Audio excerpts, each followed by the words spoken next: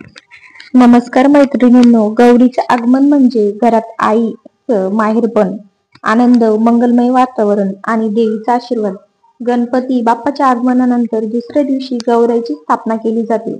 यावर्षी गौराईच्या स्थापनेचा शुभ मुहूर्त 1 सप्टेंबर 2025 रोजी सायंकाळी 5:30 ते सायंकाळी 6:30 या दरम्यान आहे. या वेळेत गौराई घरात बसवल्यास ते अत्यंत शुभ मानले जाते आणि मंगलमय मानले जाते. गौराई 3 दिवस घरात राहतात. या काळात सकाळ संध्याकाळ त्यांची आरती करून भक्तिभावाने पूजा करायची असते. आरती नेहमी सकाळी सूर्योदयानंतर आणि संध्याकाळी सूर्यास्ताच्या वेळी केली जाते. गौराईच्या भोजनामध्ये खूप महत्व असतं. त्यांना नेहमी माहेरपणासारखं सगळं जेवण दाखवलं जाते.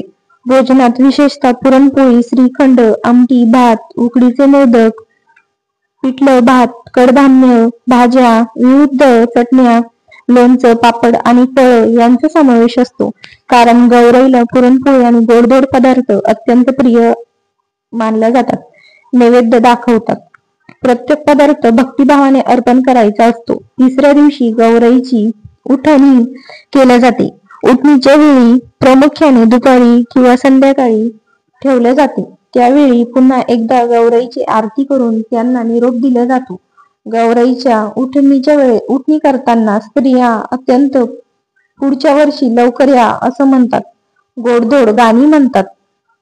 गौराईचे आगमन हे घरात सौभाग्य, समाधान असतं आणि समृद्धी घेऊन येतं. म्हणूनच गौराईची स्थापना, सेवा, भोजन आणि आरती हा एक भावनिक आणि धार्मिक सोहळा मानला जातो.